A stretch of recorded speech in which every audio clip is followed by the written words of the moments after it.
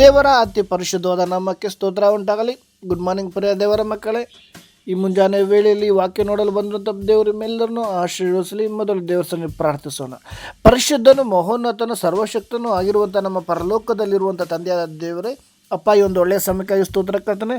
ತಂದೆಯಾದ ದೇವರೇ, ಈ ಮುಂಜಾನೆ ವೇಳೆಯಲ್ಲಿ ಸ್ವಾಮಿ ನಿನ್ನ ಸನ್ನಿಧಿಯಲ್ಲಿ ಪ್ರಾರ್ಥಿಸಲು, ಜೀವನ ವಾಕ್ಯವನ್ನು ಧ್ಯಾನಿಸಲು ಕೊಟ್ಟಂಥ ಕೃಪೆಯಾಗಿ ಸ್ತೋತ್ರ ಕರ್ತನೆ. ಹೌದು ಸ್ವಾಮಿ, ಈ ವೇಳೆ ನೋಡುತ್ತಿರುವಂಥ ಪ್ರತಿಯೊಬ್ಬರನ್ನು ನಿನ್ನ ಹಸ್ತಕ್ಕೊಪ್ಪಿಸಿಕೊಟ್ಟಿದ್ದೇನೆ. ಪ್ರತ್ಯೇಕವಾಗಿ ನನ್ನನ್ನು ನಿನ್ನ ಹಸ್ತಕ್ಕೊಪ್ಪಿಸಿಕೊಟ್ಟು ಪ್ರಾರ್ಥಿಸ್ತಾ ಕರ್ತನೆ. ಮಾನುಷಿಕೋ ಯಾವುದು ಮಾತುಗಳು ಮಾತಾಡದಂಥ ನಿನ್ನ ದಿವ್ಯ ಆಲೋಚನೆಯಲ್ಲಿ ಹೊರಡಲಿ ಕರ್ತನೆ.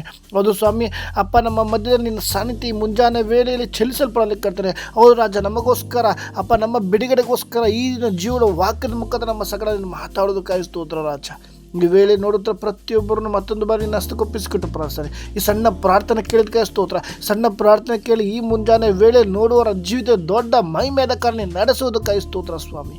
ಎಲ್ಲ ಸ್ತುತಿ, ಸ್ತೋತ್ರ, ಘನಮನ, ಮಹಿಮೆ ನಿಮ್ಮೊಬ್ಬರಿಗೆ ಹೆಸರಲ್ಲೇ ಕರ್ತನೆ. ಯೇಸುವಿನ ಮೊದಲ ನಮ್ಮದು ಪ್ರಾರ್ಥಿಸ್ತೇನೆ, ನನ್ನ ಪರಲೋಕ ತಂದೆ ಆದ ದೇವರೇ, ಆಮೆನ್. ಸ್ತೋತ್ರ. ಗುಡ್ ಮಾರ್ನಿಂಗ್ ಪ್ರಿಯ ದೇವರ ಮಕ್ಕಳೇ, ಕರ್ತನ ಅತಿ ಪರಿಶುದ್ಧವಾದ ನಾಮದಲ್ಲಿ ಮತ್ತೊಂದು ಬಾರಿ ವಂದನೆ ಸಲ್ಲಿಸ್ತೀನಿ. ನೀವೆಲ್ಲರೂ ಹೇಗಿದ್ದೀರಾ? ಎಲ್ಲರೂ ಸಂತೋಷವಿದ್ದರಂತ ನಾನು ಕರ್ತನಾಮದಲ್ಲಿ ಭಾವಿಸ್ತೀನಿ. ಪ್ರಿಯ ದೇವರ ಮಗುವೆ, ನೀನು ಈ ಮುಂಜಾನೆ ವೇಳೆಯಲ್ಲಿ ಎಲ್ಲೇ ಇರಲಿ, ದೂರದಲ್ಲಿರೋ ಸಮೀಪದಲ್ಲಿ ಇರುವಂಥ ಸ್ಥಳದಲ್ಲಿ ದೇವರು ನಿಮ್ಮೆಲ್ಲರನ್ನು ಆಶೀರ್ವದಿಸಲಿ. ಹೌದು, ಈ ಮುಂಜಾನೆ ವೇಳೆ ದೇವರು ಕೊಟ್ಟಂಥ ಆಲೋಚನೆ ಧ್ಯಾನಿಸೋಣ. ಕೀರ್ತನೆಗಳು 119ನೇ ಅಧ್ಯಾಯ 126ನೇ ವಾಕ್ಯ ತೆಗೆದಿರೋರು ಓದಿ. ಯೆಹೋವನೇ, ನೀನು ಕಾರ್ಯ ಸಾಧಿಸುವುದಕ್ಕೆ ಸಮಯ ಬಂದದೆ. ಆಮೇನ್. ನಿನ್ನ ಧರ್ಮಶಾಸ್ತ್ರವನ್ನು ಉಲ್ಲಂಘಿಸಿದ್ದಾರೆ. ಪ್ರಿಯ ದೇವರ ಮಗುವೆ, ಈ ಮುಂಜಾನೆ ವೇಳೆ ನನ್ನ ಕಾನ್ಸೆಪ್ಟ್ ಏನಪ್ಪ ಅಂದರೆ, ಯೆಹೋವನೇ, ನೀನು ಕಾರ್ಯ ಸಾಧಿಸುವುದಕ್ಕೆ ಸಮಯ ಬಂದಿದೆ. ಈ ಮುಂಜಾನೆ ವೇಳೆಯಲ್ಲಿ ನಿನ್ನ ಜೀವಿತದಲ್ಲಿ ದೇವರು ಮಾಡುವಂಥ ಕಾರ್ಯ, ದೇವರು ನಡೆಸುವಂಥ ಕಾರ್ಯ ಸಮಯ ಬಂದಿದೆ. ನಾವೆಷ್ಟೋ ಸಂದರ್ಭದಲ್ಲಿ ದೇವರೇ, ನನ್ನ ಪ್ರಾರ್ಥನೆಗೆ ಬಿಡುಗಡೆ ಇನ್ನೂ ಇಷ್ಟು ದಿವಸ ಬೇಕಾ ಬಿಡುಗಡೆ, ಇಷ್ಟು ದಿವಸ ನಾನು ಬೇಕಂತ ಅನೇಕರು ಗೋಳಾಡೋದ್ರುಂಟು. ಎಷ್ಟೋ ಬಾರಿ ಪ್ರಿಯ ದೇವರ ಮಗುವೆ, ಸಭೆಗೆ ಬರ್ತಾನೆ ಸಪ್ಪ, ನನ್ನ ಸಭೆಗೆ ಬಂದು ಪ್ರಾರ್ಥನೆ ಮಾಡ್ತಾನೆ, ಉಪವಾಸ ಪ್ರಾರ್ಥನೆ ಅಟೆಂಡ್ ಮಾಡ್ತಾನೆ, ಆದರೆ ನನ್ನ ಜೀವಿತದಲ್ಲಿ ಇನ್ನೂ ಎಷ್ಟು ದಿನ ಬಿಡುಗಡೆ? ಅಂಥ ಪರಿಸ್ಥಿತಿ ನೀನು ಹಾದು ಹೋಗುತ್ತಿರುವುದಾದರೆ ದೇವರ ವಾಕ್ಯ ಬರೆದಿದೆ, ಯೆಹೋವನೇ, ನೀನು ಕಾರ್ಯ ಸಾಧಿಸುವುದಕ್ಕೆ ಸಮಯ ಬಂದಿದೆ. ಈ ಮುಂಜಾನೆ ವೇಳೆ ಪ್ರಿಯ ದೇವರ ಮಗುವೆ, ದೇವರ ಸಮಯ ಬಂದಿರುವಾಗ ಶತ್ರು ನಿನ್ನ ಜೀವಿತದಲ್ಲಿ ಏನೇ ತಡೆ ಮಾಡಿರ್ಬೋದು, ಶತ್ರು ಹೆಂಗೆ ಹೋರಾಡ್ಬೋದು, ನಿನ್ನ ಆಶೀರ್ವಾದನ, ನಿನ್ನ ಬಿಡುಗಡೆನ, ದೇವರ ಉದ್ದೇಶವನ್ನು ತಡೆ ಮಾಡೋಕ್ಕೆ ಶತ್ರು ಏನೇ ಕುತಂತ್ರ ಮಾಡ್ಬೋದು. ಆದರೆ ದೇವರ ಸಮಯ ಬರುವಾಗ ಶತ್ರು ಎದುರಿ ಓಡುವುದುಂಟು. ಈ ವೇಳೆಯಲ್ಲಿ ನಿನ್ನ ವಿರುದ್ಧವಾಗಿ ಶತ್ರು ಏನೇ ಕುತಂತ್ರ ಮಾಡಿರ್ಬೋದು.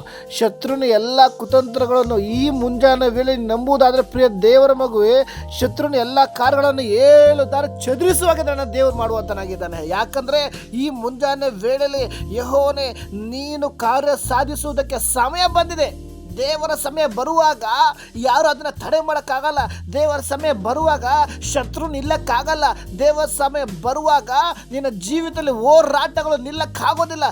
ದೇವರ ಸಮಯ ಬರುವಾಗ ನಿನ್ನ ವಿರುದ್ಧವಾಗಿ ಎದ್ದಿರುವಂಥ ಎಲ್ಲ ಕುತಂತ್ರಗಳು, ಎಲ್ಲ ಹೋರಾಟಗಳಿಂದ ನನ್ನ ದೇವರು ಹೊರ ತರುವಾತನಾಗಿದ್ದಾನೆ. ಈ ಮುಂಜಾನೆ ವೇಳೆಯಲ್ಲಿ ಎಷ್ಟು ಜನ ನಂತರ ನನ್ನ ಜೀವಿತದಲ್ಲಿ ದೇವರ ಸಮಯ ಈಗ ಬಂದಿದೆ. ದೇವರ ಸಮಯ ಬಂದಿರುವಾಗ ನಿನ್ನ ಪ್ರಾರ್ಥನೆ ಜೀವಿತ ಬದಲಾಗುತ್ತೆ. ದೇವರ ಸಮಯ ಬಂದಿರುವಾಗ ನಿನ್ನ ಆತ್ಮಿಕ ಜೀವಿತ ಬದಲಾಗುತ್ತೆ. ದೇವರ ಸಮಯ ಬಂದಿರುವಾಗ ಹೌದು, ದೇವರು ನಿನ್ನ ಮೇಲೆ ಉದ್ದೇಶಗಳು ಹೊರಪಡುವುದುಂಟು. ಹೌದು, ಈ ದಿನದಲ್ಲಿ ಅನೇಕರು ಪ್ರಾರ್ಥನೆ ಮಾಡ್ತಾ ಇರ್ತಾರೆ, ದೇವರ ವಾಕ್ಯ ಓದ್ತಾ ಇರ್ತಾರೆ, ಆದರೆ ಅದು ಪ್ರಾರ್ಥನೆ ಒಂದು ಪೂರ್ಣವಾಗಿ ಬರೋದಿಲ್ಲ. ಈ ಮುಂಜಾನೆ ವೇಳೆ ದೇವರ ಸಮಯ ನಿನ್ನ ಜೀವಿತದಲ್ಲಿ ಬಂದಿರುವಾಗ ನೀನು ನೆನಸಾದ ರೀತಿಯಲ್ಲಿ ದೇವರು ನಿನ್ನ ಜೀವಿತದಲ್ಲಿ ಕಾರ್ಯ ಮಾಡುವತನಾಗಿದ್ದಾನೆ. ಪ್ರಿಯ ದೇವರ ಮಗುವೆ, ಅಬ್ರಾಹ್ಮನಿಗೆ 75ನೇ ವಯಸ್ಸಲ್ಲಿ ಮಗು ಕೊಡ್ತೀನಿ ಅಂತ ಹೇಳಿದ್ರು. 100 ವಯಸ್ಸು 25 ವರ್ಷ ಕಾದಿದ ಮೇಲೆ ಆ ಮಗುನ ಯಜ್ಞ ಮಾಡು ಅಂತ ಹೇಳ್ದ. ಅವನು ದೇವರ ಮಾತು ಏನು ಅವನು ತಡೆ ಮಾಡಿದ, ಯಾಕೆ ಏನು ಎತ್ತ ಅಂತ ಏನೋ ಕೇಳ್ದಂತೆ ವಿಧೇಯನಾದ. ಬೆಟ್ಟದ ಮೇಲೆ ಹೋಗುವಾಗ ಇಸಾಕನ ಕೇಳ್ತಾನೆ, ಅಪ್ಪ, ಸೌದೆ ಇದೆ, ಬೆಂಕಿ ಇದೆ, ಎಲ್ಲವೂ ಇದೆ, ಆದರೆ ಯಜ್ಞ ಮಾಡೋಕ್ಕೆ ಕುರಿ ಇಲ್ಲ, ಎಲ್ಲಿ? ಆಗ ಅವನಿಗೂ ನಂಬಿಕೆ, ಯೆಹೋವ ಈರೆ, ನನ್ನ ದೇವರೆಲ್ಲವನ್ನು ನೋಡಿಕೊಳ್ತಾನೆ.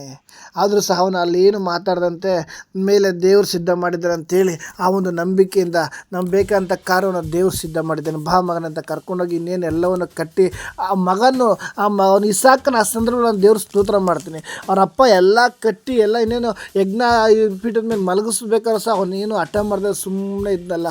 ಅದು ದೇವರಿಗೆ ಸ್ತೋತ್ರ. ಆದರೆ ಆ ಸಂದರ್ಭದಲ್ಲಿ ಇನ್ನೇನು ಹೊಡಿಬೇಕು, ಕುರಿ ಕತ್ತರಿಸೋ ಥರ ಮಗನ ಕತ್ತರಿಸ್ಬೇಕು ಅಂತ ಇನ್ನೇನು ಚಾಕು ಮೇಲಕ್ಕೆ ಮಂಚಿ ಎತ್ತುತ್ತಾನೆ, ಕತ್ತರಿಸ್ಬೇಕು. ಆ ಸಂದರ್ಭದಲ್ಲಿ ಅಬ್ರಾಮನೇ ನಿಲ್ಲಿಸು, ಯಾಕಂದರೆ ಅವನಿಗೆ ಯಜ್ಞ ಮಾಡೋಕ್ಕೆ ಬೇಕಾದಂಥ ಕುರಿಯಲ್ಲಿ ಕಟ್ಟಿ ಇತ್ತು. ಪ್ರಿಯ ದೇವರ ಮಗುವೆ, ದೇವರು ಅವನು ಬರೋಕ್ಕಿಂತ ಮುಂಚೆನೇ ಅದನ್ನು ಸಿದ್ಧ ಮಾಡಿದರು. ಆದರೆ ದೇವರ ಸಮಯ ಬರುವವರೆಗೂ ಅವನಿಗದು ಕಾಣಲಿಲ್ಲ. ಪ್ರಿಯ ದೇವರ ಮಗುವೆ, ಅದೇ ಪ್ರಕಾರ ಈ ದಿನದಲ್ಲಿ ನಿನ್ನ ಜೀವಿತದಲ್ಲಿ ದೇವರು ಕಾರ್ಯ ಮಾಡಿರ್ತಾರೆ. ಆದರೆ ಆ ಸಮಯ ಬರುವವರೆಗೂ ಅದು ನಮ್ಮ ಕಣ್ಣಿಗೆ ಕಾಣೋದಿಲ್ಲ. ದೇವರ ಕಣ್ಣು ಕಾಣ್ತಾ ಇದೆ. ಅಬ್ರಾಮನ ಮೇಲಕ್ಕೆ ಬರ್ತಾ ಇದ್ದಾನೆ, ಅವನ ಮಗನ ಸಮೇತ ಬರ್ತಾ ಇದ್ದಾನೆ. ಆಲ್ರೆಡಿ ಅಲ್ಲಿ ಕುರಿನ ದೇವ್ರು ಕಟ್ಟಿದ್ದಾರೆ, ದೇವರದ್ದು ಪ್ಲಾನ್ ಮಾಡಿದ್ದಾರೆ. ಆದರೆ ಅಬ್ರಾಮನ ಕಣ್ಣು ಕಾಣ್ತಿಲ್ಲ. ಆ ಸಮಯ ಬರುವಾಗ ಅಬ್ರಾಮನೇ ನಿಲ್ಲಿಸು, ಇನ್ನೇನು ಒಂದೇ ಒಂದು ಸೆಕೆಂಡು ದೇವ್ರು ಮಾಡುವಂಥ ಕಾರ್ಯ ಕೊನೆ ಟೈಮಲ್ಲಿ. ಆ ಸಮಯದಲ್ಲಿ ದೇವ್ರು ಮಾತಾಡಿಲ್ಲ ಅಂದರೆ ಅವನಿಗೆ ಯಜ್ಞ ಮಾಡ್ಬಿಡ್ತಿದ್ದ, ಕಟ್ ಮಾಡಿಬಿಡ್ತಿದ್ದ. ದೇವರ ಅಪ್ಪ ಲೇಟೆಸ್ಟಾಗಿ ಮಾಡುವ ಆತನಾಗಿದ್ದಾನೆ. ಕೊನೆಯ ಸಮಯದಲ್ಲಿ ಅಬ್ರಾಮನೇ ಯಜ್ಞಕ್ಕೆ ಬೇಕಾದಂಥ ಕುರಿಯಲ್ಲಿ ಕಟ್ಟಿದೆ, ಹಿಂದೆ ಕುರಿ ಕಟ್ಟಿದೆ. ಅಬ್ರಾಮನ ಕಣ್ಣು ಆವಾಗ ತೆರೆಯಲ್ಪಟ್ಟಿದೆ. ಅದಕ್ಕಿಂತ ಮುಂಚೆ ಅಲ್ಲೇ ಇತ್ತು, ಅವನ ಕಣ್ಣು ಕಾಣಿಸ್ಲಿಲ್ಲ. ದೇವರು ಮೊದಲೇ ಅದೆಲ್ಲ ನೇಮಿಸ್ತಾರೆ. ನಾವು ಅನ್ಕೊತೀವಿ, ದೇವರೇ ನನ್ನ ಜೀವಿತದಲ್ಲಿ ಯಾಕೆ, ದೇವರೇ ನನ್ನ ಜೀವಿತದಲ್ಲಿ ಇಷ್ಟು ಕಾರ್ಯಗಳು ಯಾಕೆ? ಯಾಕಂದರೆ ಪ್ರಿಯ ದೇವ್ರ ಮಗು ನಮ್ಮ ಜೀವಿತದಲ್ಲಿ ಏನೇ ಕಾರ್ಯ ನಡಿಬೇಕು ಅಂದರೆ ಆತನ ಉದ್ದೇಶದಿಂದ. ಯಾಕಂದರೆ ಜಗತ್ ಉತ್ಪತ್ತಿಗೆ ಮುಂಚೆ ದೇವರು ನಮ್ಮನ್ನು ಕ್ರಿಸ್ತನಲ್ಲಿ ಆರಿಸಿಕೊಂಡಿದ್ದಾನೆ. ಏನೋ ಒಂದು ನಾವು ಅನ್ಕೋತೀವಿ, ಅನ್ಎಕ್ಸ್ಪೆಕ್ಟೆಡ್ ಆಗೋಯ್ತು ಈ ಥರ ಆಗೋಯ್ತು ನಾನು ಅಂತ ನಾವು ಅಂದ್ಕೊಂಡೇ ಇಲ್ಲ. ಪ್ರಿಯ ದೇವ್ರ ಮಗು, ನಾನೇ ಎಷ್ಟೋ ಬಾರಿ ಅನ್ಎಕ್ಸ್ಪೆಕ್ಟೆಡ್ ಈಗ ಈ ಲೈನಿಗೆ ಬಂದುಬಿಟ್ಟೆ, ಡ್ರೈವಿಂಗ್ ಲೈನ್ ಬಂದೆ, ಆ ಕೆಲಸಕ್ಕೆ ಲೈನ್ ಬಂದೆ, ಈ ಕೆಲಸಕ್ಕೆ ಲೈನ್ ಬಂದೆ, ನಾನೇ ದೇವ್ರನ್ನ ಗುಂಡ್ಬಿಟ್ಟಿದ್ದೇನೆ. ಯಾಕಂದರೆ ದೇವರು ಮಾಡುವಂಥ ಕಾರ್ಯ ಎಲ್ಲವೂ ಒಳ್ಳೆಯದಾಗಿದೆ. ಯಾಕಂದರೆ ದೇವರು ಕಾರ್ಯ ಸಾಧಿಸುವಂಥ ಸಮಯ ಹತ್ತಿರ ಬರುವಾಗ ಶತ್ರು ಅದನ್ನು ಹಿಡಿಯೋಕ್ಕಾಗೋದಿಲ್ಲ. ಪ್ರಿಯ ದೇವ್ರ ಮಗುವೆ, ನಿನ್ನ ಜೀವಿತದಲ್ಲಿ ಸಮಾಧಾನ ಇಲ್ಲದ, ಸಂತೋಷ ಇಲ್ಲದ ಅನೇಕ ಸಂದರ್ಭದಲ್ಲಿ ಗೋಳಾಡುವುದುಂಟು. ಆದರೆ ದೇವರ ಸಮಯ ಬರುವಾಗ ಎಲ್ಲ ಜನರು ನೋಡುವಾಗೆ ದೇವರು ಕಾರ್ಯ ಮಾಡುತ್ತಾರೆ. ಅಲ್ಲಿ ಅಬ್ರಾಮನ ಕಣ್ಣು ಮೊದಲಿಗೆ ಏನು ಕಾಣಲಿಲ್ಲ, ಕಟ್ಟಲ್ಪಟ್ಟಿತ್ತು. ದೇವರ ಸಮಯ ಬರುವಾಗ ಅಲ್ಲಿ ಕುರಿ ಕಟ್ಟಿತ್ತು, ಯಜ್ಞಕ್ಕೆ ಬೇಕಾದಂಥ ಕುರಿ ಅಲ್ಲಿ ಕಟ್ಟಿತ್ತು. ಅದೇ ಪ್ರಕಾರ ಪ್ರಿಯ ದೇವರ ಮಗುವೆ, ನಿನ್ನ ಜೀವಿತದಲ್ಲಿ ದೇವರ ಕಾರ್ಯ ಮೊದಲೇ ಮಾಡಿಟ್ಟಿದ್ದಾರೆ. ಯಾಕಂದರೆ ಪ್ರತಿಯೊಂದು ವಿಷಯಗಳನ್ನು ಆತನು ಉಂಟು ಮಾಡುವಾಗ ಆದಿ ಅಂತ್ಯ, ಅಲ್ಪವೂ ಒಮ್ಮೆಗವು ಒಂದು ಎಲ್ಲವನ್ನು ಅದಾದ ಸಮಯಕ್ಕೆ ಆತನು ಉಂಟು ಮಾಡಿದ್ದಾನೆ. ಆದರೆ ಸಮಯಕ್ಕೆ ನಮಗದು ತೋರ್ಪಡುತ್ತದೆ.